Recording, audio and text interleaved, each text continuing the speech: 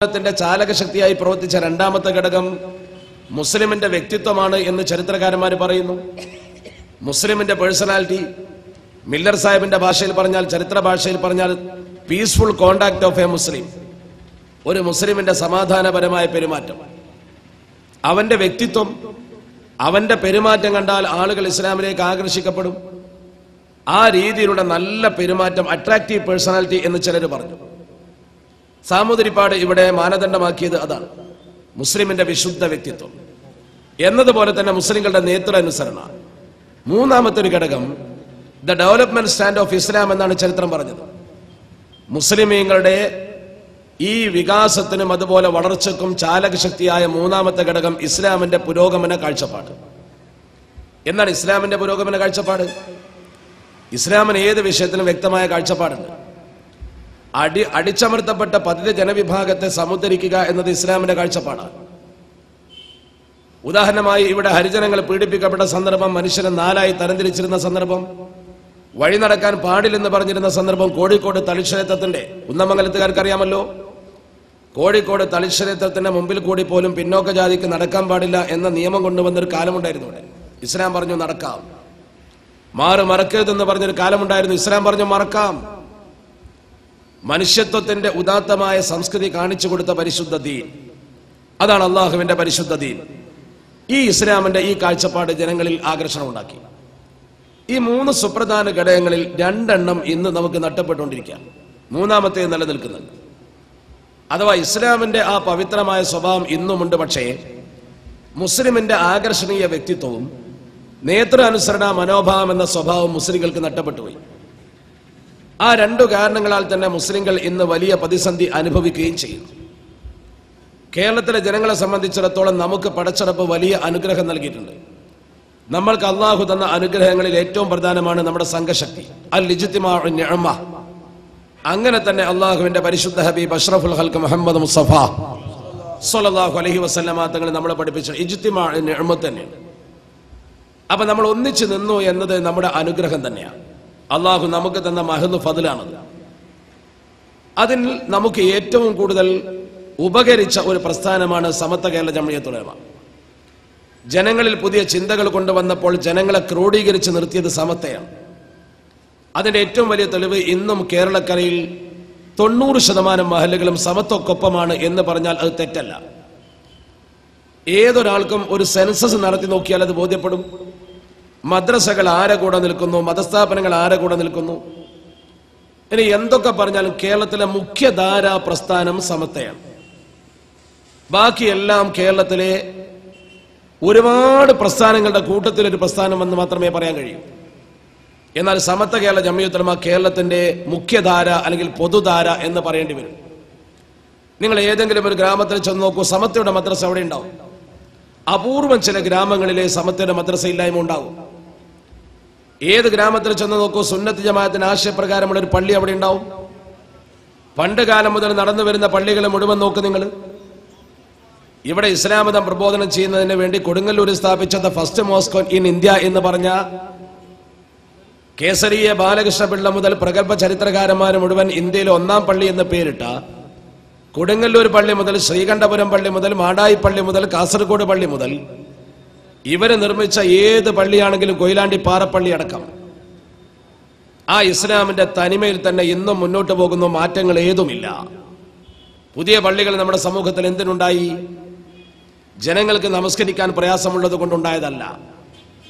നമ്മുടെ സമൂഹത്തിൽ പുതിയ പള്ളികൾ വരാൻ കാരണം ജുമഅയുടെ ബാങ്ക് എണ്ണം കുറക്കാൻ, തറാവീഹിയുടെ റക്അത്തിന്റെ എണ്ണം കുറക്കാൻ, ഖുത്ബ ഭാഷാന്തരം ചെയ്യാൻ, ഇങ്ങനെ സ്വഹാബത്തിന്റെ കാലത്തില്ലാത്ത, താബിഈങ്ങളുടെ കാലത്തിലില്ലാത്ത, ഇവിടെ ദീൻ കൊണ്ടുവന്നവർ ചെയ്യാത്ത പുതിയ നടപടിക്രമങ്ങൾ. മാലിക് ബിൻ ദിനാർ സ്ഥാപിച്ച പള്ളി കേരളത്തിലുണ്ടല്ലോ, ആ പള്ളികളിലൊന്നും ഈ ഏർപ്പാടില്ലല്ലോ. അത്തരമൊരവസ്ഥ നമ്മുടെ കേരളത്തിൽ വന്നപ്പോൾ അതിനെതിരെ ജനങ്ങളെ ബോധവൽക്കരിച്ച സംഘടനയാണ് സമത്വ കേരള ജംഇയ്യത്തുൽ ഉലമ. എന്തേ സമത്വം ചെയ്തു? അടിസ്ഥാനപരമായ ദീൻ നിലനിർത്തി. ആ ദീൻ ശരിക്ക് ജനങ്ങൾക്ക് പറഞ്ഞു കൊടുത്തു. അള്ളാഹുവിന്റെ പരിശുദ്ധ ഹബീബ് അഷ്റഫുൽ ഖൽഖ് മുഹമ്മദുർ റസൂലുള്ളാഹി സ്വല്ലല്ലാഹു അലൈഹി വസല്ലമ തങ്ങൾ പുണ്യ സ്വഹാബത്തിന് എന്ത് പഠിപ്പിച്ചു കൊടുത്തു? അത് ഇവിടെയും പഠിപ്പിച്ചു കൊടുത്തു സമത്വക്കാർ. അതാണ് സമത്വ കേരള ജംഇയ്യത്തുൽ ഉലമ നിർവഹിച്ച സേവനം. ഞാനത് പരത്തി പറയേണ്ട ആവശ്യമില്ല, നമ്മുടെ വിഷയത്തിലേക്ക് ഞാൻ വരികയാണ്.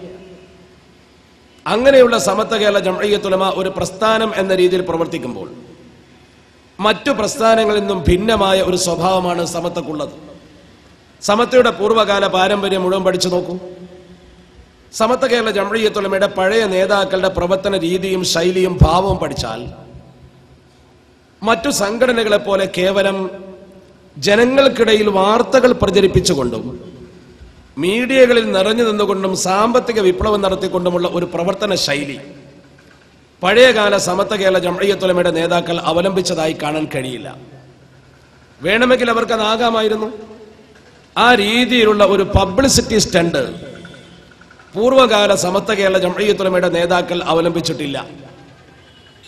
സമത്വ കേരള ജംഇയ്യത്തുൽ ഉലമ ഉഖ്റവിയായ ഒരു സംഘടന എന്ന രീതിയിൽ മഹല്ലത്തിലെ ജനങ്ങളുടെ ഇസ്ലാമിക പ്രവർത്തനങ്ങളിൽ നേരായ അംശം പഠിപ്പിച്ചും പറഞ്ഞുകൊടുത്തും സംശയം തീർത്തും പള്ളിയില്ലാത്തയിടത്ത് പള്ളി കെട്ടാൻ പ്രചോദനം നൽകിയും മദ്രസയില്ലാത്തയിടത്ത് മദ്രസകൾ നിർമ്മിക്കാൻ പ്രചോദനം നൽകിയും അവിടേക്ക് ആവശ്യമായ മുഅല്ലിങ്ങളെയും മുതഅല്ലിമീങ്ങളെയും സൃഷ്ടിച്ചെടുത്തും മഹല്ല് കൈകാര്യം ചെയ്യാൻ ഖാദിമാർക്ക് പരിശീലനം കൊടുത്തും വ്യവസ്ഥാപിതമായ ഒരു ദീനീ വിപ്ലവത്തിന്റെ വലിയ ഒരു പതിറ്റാണ്ടാണ് നമ്മുടെ നാട്ടിൽ സൃഷ്ടിച്ചത്. അങ്ങനത്തെ 8 പതിറ്റാണ്ടുകൾ നമ്മുടെ നാട്ടിൽ കടന്നുപോയി. അതിന്റെ പരിണിത ഫലം നമ്മുടെ രാജ്യത്ത് മറ്റൊരു സംസ്ഥാനത്തുമില്ലാത്ത വിധം കേരളത്തിലെ മുസ്ലിമീങ്ങൾ കെട്ടുറപ്പോടെ ഭദ്രതയോടെ ജനങ്ങൾക്ക് മാതൃകയായി മനോഹരമായി മുന്നോട്ട് പോകുന്ന ഒരു സംവിധാനമുണ്ടായി. ദൗർഭാഗ്യകരമെന്ന് പറയട്ടെ, ഒരു സംഘടനയാകുമ്പോൾ സ്വാഭാവികമായും ആ സംഘടനയിൽ ഭിന്ന വീക്ഷണങ്ങൾ ഉണ്ടാകുക സ്വാഭാവികമാണ്. വീക്ഷണ വൈജാത്യം എന്ന് പറയുന്നത് മനുഷ്യർ കൂടുന്നിടത്തൊക്കെ ഉണ്ടാവും. ആ വീക്ഷണ വൈജാത്യങ്ങൾ ആരോഗ്യപരമായ രീതിയിൽ പരസ്പരം ചർച്ച ചെയ്തും പഠിച്ചും ചിന്തിച്ചും ഒരു തീരുമാനത്തിലെത്തുകയോ മാന്യമായി വഴിപിരിയുകയോ ചെയ്യുക എന്നത് ലോകത്തെ പ്രതിഭാസമാണ്. അത് ആർക്കും അംഗീകരിക്കാൻ കഴിയും. അതൊരു സ്വാഭാവികതയുമാണ്. അത്തരം സ്വാഭാവികതകൾ സമത്വ കേരള ജംഇയ്യത്തുൽ ഉലമയിലും സംഭവിച്ചിട്ടുണ്ട്. സമത്വ കേരള ജംഇയ്യത്തുൽ ഉലമയുടെ ചരിത്രം പഠിക്കുന്ന ഏതൊരു കുട്ടിക്കും അത് ബോധ്യപ്പെടും. നമ്മുടെ കേരളത്തിൽ സമത്വ കേരള ജംഇയ്യത്തുൽ ഉലമയുടെ ചരിത്രം പറയുമ്പോൾ ഈ വലിയ പ്രസ്ഥാനത്തിൽ ഇരുത്തം വന്ന 40 മുഷാവറ മെമ്പർമാരാണ് ആ സംഘത്തെ നിയന്ത്രിക്കുന്ന അതിന്റെ പരമോന്നത സഭ. ഞാൻ ഇത്രയൊക്കെ പരത്തി പറയാൻ കാരണം, ഇന്നിപ്പോ നമ്മുടെ സമൂഹത്തെ സംബന്ധിച്ചിടത്തോളം അവരുടെ മുമ്പിൽ സമത്ത എന്ന് പറഞ്ഞാൽ അതേ പേരുപയോഗിക്കുന്ന മറ്റു ചില ആളുകളുണ്ട്. അതേ പേര് സ്ഥാപനം നടത്തുന്ന ആളുകളുണ്ട്. അവർ ചെയ്യുന്ന പ്രവർത്തനങ്ങളും നമ്മൾ കാണുന്നു. ഇപ്പോൾ തന്നെ സുഹൃത്ത് ഇവിടെ പറഞ്ഞ കാര്യം ഞാൻ വന്നപ്പോൾ ഞാൻ അത്ഭുതപ്പെട്ടു പോയി. കേരളത്തിലെ ജനങ്ങൾക്ക് സമത്വ പഠിപ്പിച്ചു കൊടുത്തത് ആദരവാണ്. ബഹുമാന്യനായ പാണക്കാട് സയ്യിദ് മുഹമ്മദ് അലി ശിഹാബ് തങ്ങളുടെ ഒരു ചിത്രം വഴിയോരത്ത് വെച്ചതിനെ ആക്രമിക്കുക എന്ന് പറഞ്ഞാൽ അത് കേരളത്തിൽ അദ്ദേഹത്തോട് രാഷ്ട്രീയ വിരോധമുള്ള ആളുകൾ പോലും ചെയ്യാത്തൊരു കാര്യമാണ്. ഞാൻ മനസ്സിലാക്കുന്നു കമ്മ്യൂണിസ്റ്റുകൾ പോലും അങ്ങനെ ചെയ്യാൻ മടിക്കും. കാരണം അവര് പോലും അത്തരം ഒരു പ്രവർത്തനം ആ ഒരു ശൈലി സ്വീകരിക്കാറില്ല തങ്ങളോട്. BJP-ക്കാർ ചെയ്യില്ല. പക്ഷെ നമ്മുടെ സുന്നത്ത് ജമാഅത്തിന്റെ കുട്ടികൾ എന്ന് പറയുന്നവർ ചെയ്തു എന്ന് പറയുമ്പോൾ ഞാനത് എടുത്തുദ്ധരിക്കാൻ കാരണം ആര് ചെയ്തു എന്ന് അറിയില്ലെങ്കിൽ ഒരു പക്ഷെ പറയാൻ പറ്റില്ല. ആളുകളെ പിടിക്കുകയും അവർ നഷ്ടപരിഹാരം കൊടുക്കുകയും ചെയ്തു. അതും പോലീസ് മുഖേന രേഖയുണ്ട്. വളരെ ശ്രദ്ധിച്ച് ഈ വിഷയത്തിന്റെ അന്ത്യം വരെ നിങ്ങൾ മനസ്സിലാക്കണം. എന്നിട്ട് നിങ്ങൾ വിലയിരുത്തണം. എന്നിട്ട് നിങ്ങൾ തീരുമാനിക്കണം. ഇത് അടിച്ചേൽപ്പിക്കേണ്ട വിഷയമല്ല, നിങ്ങൾ ചിന്തിച്ച് തീരുമാനമെടുക്കേണ്ട വിഷയമാണ്. ആരെങ്കിലും വ്യക്തിപരമായി ആക്ഷേപിച്ചുകൊണ്ട് കാണിക്കേണ്ടതല്ല, മറിച്ച് ചിന്തിപ്പിക്കേണ്ടതാണ്. ഞാൻ എന്നെ ശ്രവിക്കുന്ന മുഴുവൻ ആളുകളോടും പറയുന്നു, മുൻധാരണ ജന്യമായ തീരുമാനങ്ങളൊക്കെ ചിന്തിക്കണം, ആലോചിക്കണം. ഇനി ഇതിന് പകരമായി ഇവിടെ വേദി വെച്ച് എന്നെയോ SKSFന്റെ കുട്ടികളെ അധിക്ഷേപിച്ചതുകൊണ്ട് യാതൊരു പ്രയോജനവുമില്ല. ഞങ്ങളാരും ജനിച്ചില്ലെങ്കിൽ പോലും ജീവിച്ചില്ലെങ്കിൽ പോലും ഈ സംഗതി ഇങ്ങനെ തന്നെയാണ്. നമ്മളൊന്നും വിശാലമായി സമൂഹത്തിന് മുമ്പിൽ ഒന്നുമല്ല. അതുകൊണ്ട് തന്നെ വ്യക്തികേന്ദ്രീകൃതമായ സംസാരങ്ങളോ പ്രയോഗങ്ങളോ കൊണ്ട് പ്രയോജനമില്ല. ഈ വസ്തുതാപരമായ യാഥാർത്ഥ്യത്തിലേക്ക് നിങ്ങളെ കൊണ്ടുവരാനാണ് ഞാൻ ആഗ്രഹിക്കുന്നത്. 1966 അഖില കേരള ജംഇയ്യത്തുൽ ഉലമ വന്നു. അഖില കേരള ജംഇയ്യത്തുൽ ഉലമയുടെ പ്രവർത്തനം ആരംഭിച്ചു. 1966 തന്നെ ഏപ്രിൽ 3 കുറ്റിച്ചിറയിൽ സമത്വ വലിയ ഒരു സമ്മേളനം നടത്തി. ആ സമ്മേളനത്തിൽ ബഹുമാനപ്പെട്ട പാണക്കാട് പൂക്കോയ തങ്ങൾ അധ്യക്ഷത വഹിച്ചു. ബഹുമാന്യനായ പാണക്കാട് പൂക്കോയ തങ്ങൾ അന്ന് പറഞ്ഞൊരു വാചകമാണ്, ഇവിടെ അഖിലയും വേണ്ട കൊകിലയും വേണ്ട, അഖില അകലെ എന്നൊരു വാക്ക് അദ്ദേഹം ഉപയോഗിച്ചു. നമ്മൾ മുമ്പേ സമൂഹത്തെ ബോധ്യപ്പെടുത്തിക്കൊണ്ടിരിക്കുന്ന കാര്യം തന്നെയാണ് പറയുന്നത്. സമത്തയിൽ ഈ പ്രശ്നമുണ്ടായ സന്ദർഭം മുതൽ ഇത് നമ്മൾ പറയാൻ തുടങ്ങിയിട്ടുണ്ട്. അന്നത്തെ നമ്മുടെ പ്രസിദ്ധീകരണങ്ങളും കാസറ്റുകളും പുസ്തകങ്ങളും ഒക്കെ പരിധിയാ കാണും. ഇപ്പൊ വീണ്ടും ആവർത്തിക്കേണ്ടി വന്നു എന്ന് മാത്രം. അതറിയാത്തവർക്കും പഠിക്കാത്തവർക്കും ഒരുപക്ഷെ ഇതറിയില്ല. 1966 പൂക്കോയത്തങ്ങൾ ഇക്കാര്യം വളരെ വ്യക്തമായി പറയും. അതോടുകൂടി അഖില കേരള ജംഇയ്യത്തുൽ ഉലമ നാമാവശേഷമാകുന്നതാണ് കണ്ടത്. അവിടെ ഒരു പ്രധാനപ്പെട്ട കാര്യവും കൂടി നമ്മൾ മനസ്സിലാക്കണം. അഖില രൂപീകരിച്ചപ്പോൾ ആ അഖില കേരള ജംഇയ്യത്തുൽ ഉലമക്ക് പരിപൂർണ പിന്തുണ കൊടുത്തിരുന്ന, അതിൽ പ്രവർത്തിച്ചിരുന്ന ഒരു വ്യക്തിയാണ്